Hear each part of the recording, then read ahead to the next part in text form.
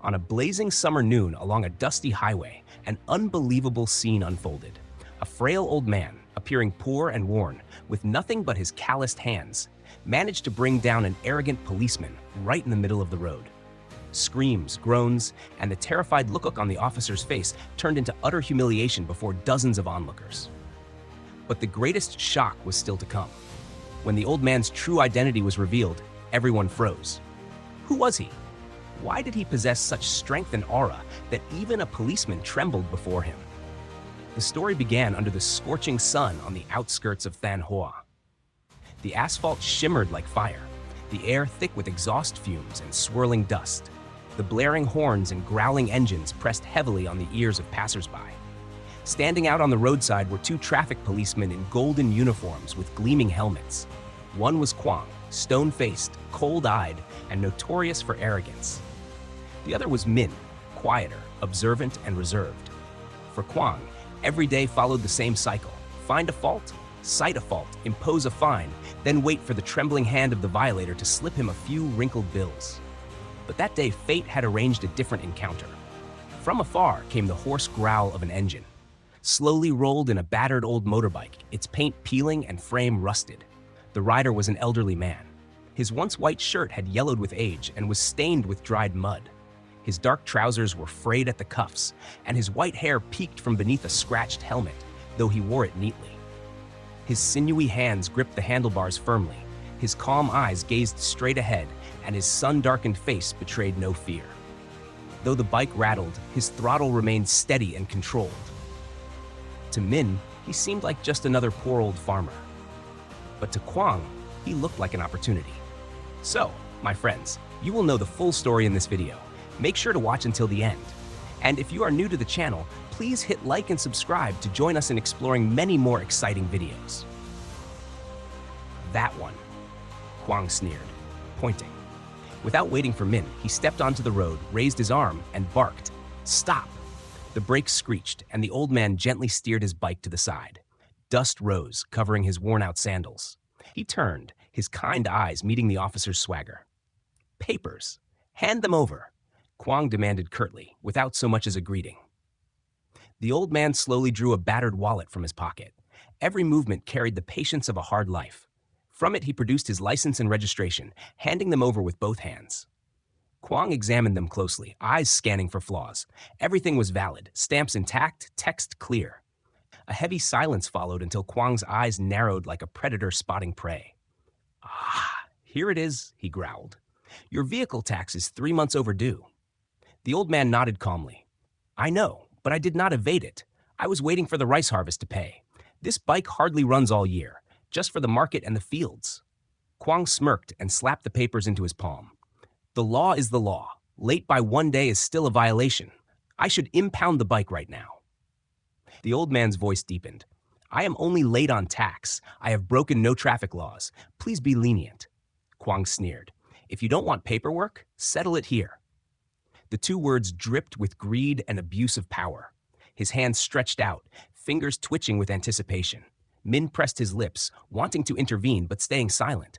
Suddenly, the old man's gentle eyes sharpened. His voice cracked the air like a hammer on an anvil. "Are you a policeman or a thief?" The question sliced through the heavy air. Bystanders turned, indignation spreading. Kwang froze, then flushed with rage. "You insolent old man! How dare you speak to me like that?" He lunged, fist aiming straight at the man's chest. But the old man sidestepped effortlessly, his sinewy hand locking Kwang's wrist with a sharp crack. Kwang staggered back, stunned, gasping in pain as if he had struck iron. Min gaped. It looked like a scene from a film. The old man spoke firmly. "I told you, I don't seek trouble, but if you attack, I will defend myself." Kwang screamed in fury and charged again. With a swift turn, the old man seized his wrist, twisted, and forced him to his knees. Kwang shrieked, his body bent awkwardly on the scorching asphalt. The crowd gasped, whispers rose. My God, he must have been special forces. The old man's grip was unyielding. "Don't think a uniform gives you the right to abuse the people," he barked. Kwang writhed, humiliated, while Min stood frozen in disbelief. At the very moment Kwang reached for his radio to call reinforcements, the old man's calm but commanding voice rang out. "Before you do something foolish, look closely." He slowly drew a worn leather wallet from his pocket, opened it with steady hands, and pulled out a faded identification card. With a flick, he tossed it onto the ground at Kwang's feet. The small, dry thud of the card hitting the pavement sent a shiver through everyone present. Kwang hesitated. His hand trembled as he bent down to pick it up. His eyes locked on the faded words printed on the card. At first, his face stiffened, then slowly drained of color, his breath catching in his throat. Min, curious, leaned in to read. The moment his eyes caught the lettering, he gasped and his mouth fell open. My God! He's a former officer of the People's Army of Vietnam! The crowd erupted. A drink seller dropped her cup. Motorbike drivers stood at attention. Some clasped their hands respectfully, bowing their heads. A wave of reverence swept through them, the roadside now heavy with silence, then awe. Kwang froze, holding the card in his shaking hand. Sweat poured from his brow. His arrogance melted away, replaced by fear and shame. The old man, Comrade Lam, stood tall, his arms crossed, his eyes sharp, commanding. He no longer resembled a frail farmer, but a commander hardened by fire and blood. His voice resonated. Now do you understand? I am not just an old man. I was a soldier. I carried a rifle to defend this land, so you could stand here today in peace, serving the people. The words thundered into Kwang's chest like cannon fire. His rage faltered, leaving only terror. He stammered, "Please, forgive me. I was wrong." Lam stepped closer, his voice stern but steady. Your mistake is not in enforcing the law. Your mistake is in wearing that uniform to intimidate and extort the poor. That uniform has no honor if you use it for greed. Worn that way, it is nothing but rags. The crowd fell silent, the cicadas buzzing loudly in the trees. Lam's words pierced deeper than any strike. A man with power but no conscience becomes a demon against his own people, he declared. Kwang bowed his head. His hands hung limply at his sides, trembling. His pride was crushed, his authority stripped bare in front of the crowd. He knew that if this incident spread beyond that roadside, his career, his reputation, perhaps even his future would be destroyed. Lam sighed, dusting off his faded shirt. His voice dropped lower, but carried with it decades of weight. Never underestimate those who appear weak. Some of us carry lifetimes of sacrifice within us. I have seen my comrades fall to protect this land. We did not fight for money or personal gain. We fought so the people could live free of suffering. And yet now I see uniforms being worn not for duty, but as masks for theft. That, more than anything, breaks my heart. The crowd stirred. Some nodded gravely. Others whispered, their eyes fixed on Lam with a mix of admiration and sorrow. Even Min, standing stiffly beside Kwang, felt his chest tighten. He had long been uneasy with Kwang's behavior, but had always stayed silent, afraid of conflict. Now, in front of this old soldier, silence itself felt like guilt. The silence on that dusty highway was heavy, pierced only by the shrill song of cicadas. All eyes stayed fixed on Comrade Lam, his weathered frame radiating a dignity that no golden uniform could match. Kwang stood hunched, dripping with sweat, his lips pressed tight, his mind in turmoil. Lam's gaze shifted directly to him. His tone, though quieter, was sharp as steel. Words of repentance are easy, but true repentance is proven by action. If you are truly sorry, prove it. Do not let your uniform become a stain upon the people. Life is long, but you will not always have a second chance. Miss this one, and no one can save you. The words struck like hammer blows.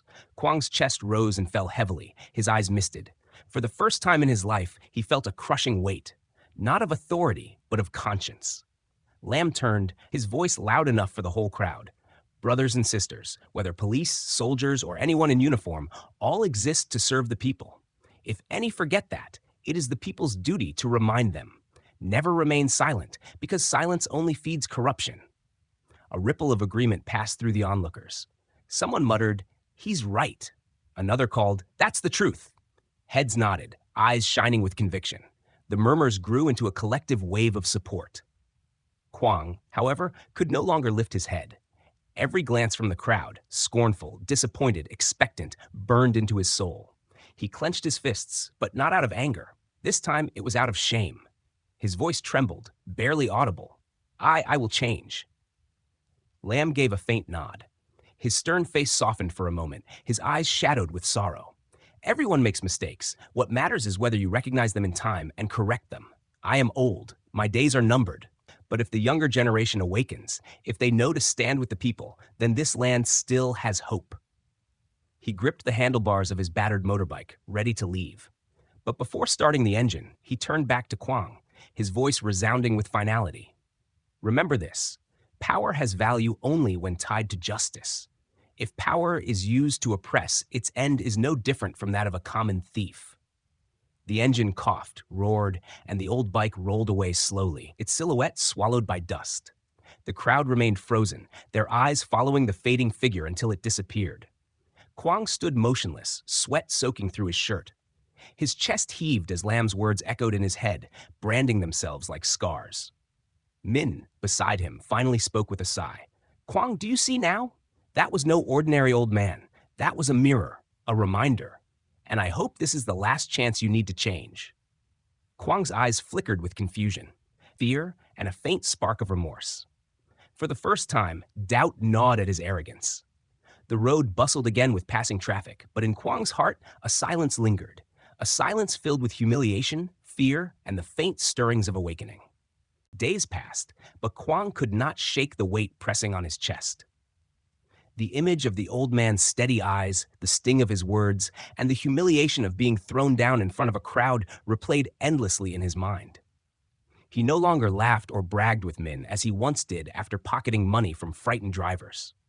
Instead, he sat quietly, staring at his notebook, hands trembling each time he held a pen. Many nights he tossed and turned, haunted by the memory of that scorching day on the highway. The crack of his wrist being twisted, the hard asphalt burning his knees, the whispers of onlookers who mocked his arrogance. Above all, the voice of Comrade Lam echoed relentlessly. Power has value only when tied to justice. Min, too, was changed. Once a silent bystander, he now found courage to speak. When Kwang showed signs of slipping back into his old ways, Min intervened gently at first and firmly when needed. He knew his friend was at a crossroads, and if he did not pull him back, Kwang would drown in disgrace. Then came the test. One morning, at a crowded intersection, they stopped a middle-aged man whose motorcycle had a broken tail light. In the past, Kwang would have smirked, demanded papers, then hinted for coffee money. But this time he simply checked the documents, handed them back, and said calmly, "Sir, remember to fix that light soon. Riding at night without it is dangerous. I'll let you off with a warning today." The man blinked in surprise, then bowed repeatedly in gratitude. Kwang turned away, avoiding the man's eyes. For the first time in years, he felt something unfamiliar, a lightness, a peace. Word began to spread along the road. Officer Kwang was no longer extorting money. Some drivers were skeptical, others cautiously hopeful. Rumors trickled that perhaps something had happened to him, a story of an old man, a confrontation, a lesson. Each retelling carried its own flavor, but the core message remained: justice cannot be killed. It only waits for someone brave enough to stand for it. At first, Kwang felt shame whenever he overheard the tale, but slowly he began to see it differently. Perhaps this humiliation was not his end, but his beginning. He started reading his law handbook again at night, carefully studying the rules he had long ignored. He wrote down each case he handled, determined to correct past failings. One day, a young man without a helmet stopped at their checkpoint. Nervous, he fumbled for money, trying to press a crumpled note into Kwang's hand. The gesture made Kwang freeze. Once, that sight would have pleased him, the trembling hand, the whispered plea. Now, it cut him like a knife. He gently pushed the money back. "Keep it. I don't need it. Just remember, wearing a helmet isn't for me, it's for your life." The young man's eyes widened with surprise, then filled with gratitude. He nodded again and again, promising to change. In that moment, Kwang felt something stir deep inside. For the first time, he sensed he was becoming the man that old soldier wanted him to be, not a bully in a uniform, but a protector of the people. Time moved on, and with it, whispers of Kwang's change spread wider. At first, people approached him with suspicion, expecting the same old arrogance. But gradually, they noticed something different. He no longer sneered, no longer held out his hand for bribes. Instead, he worked by the book, issuing tickets only when the law required, offering warnings when a mistake was minor. Drivers who once feared him now began to look at him with cautious trust. Some even nodded respectfully, surprised at his new demeanor. Along the road, word traveled like wildfire. "Officer Kwang is different now. Others retold the story of the old man who had humiliated him, describing it as the turning point. Each retelling varied, but they all ended with the same truth. Justice never dies, it only needs someone to defend it. At first, these tales made Kwang's cheeks burn with shame. But over time, he came to understand. This was not a curse, but a chance. His downfall had become his salvation. He began to see himself not as a victim of humiliation, but as someone who had been reborn through it. Many nights, Kwang sat with his notebook, carefully recording each case. He reread the law, line by line, as though patching holes in his conscience. No longer did he see his uniform as a tool for gain. It had become a weight of responsibility. One day, Min watched him quietly and smiled. "You've changed, Kwang. You're not the same man you used to be." That day, it wasn't just a nightmare. It was a turning point. Kwang looked up at the golden light of the setting sun. His chest felt heavy, but not from guilt. This time, it was the honorable weight of duty. In his mind, the figure of Comrade Lam appeared again, frail, weathered, yet unyielding. He could still hear the old man's words, "Opportunity only comes once. Don't waste it." He exhaled deeply, a small, genuine smile touching his lips. For the first time in years, he felt at peace with the uniform on his shoulders. No longer a mask for corruption, it was once again a symbol of service. And so, from the seed of humiliation, a new man began to grow. Not perfect, not saintly, but striving toward righteousness. The story closed, but its echo remained. It became a reminder for all who wore uniforms of power. Authority is not meant for oppression, but for service. Justice may remain silent at times, but it never disappears. It will always resurface, often in the most ordinary of people, like an old man on a battered motorbike. The story of Comrade Lam, a humble veteran with unyielding spirit, leaves a lesson no one can forget. Never underestimate justice, and never abuse power against the people. For power has value only when tied to responsibility and integrity. A frail old man, seemingly powerless, had the strength to bring down arrogance, plant the seed of awakening in a lost soul. And Kwang, once a corrupt officer, finally found himself again. This was proof that it is never too late to change, never too late to return to what is right. So if you find meaning in this story, hit like, share with your friends, and subscribe for more. For here, justice will always shine, and faith will always be rekindled.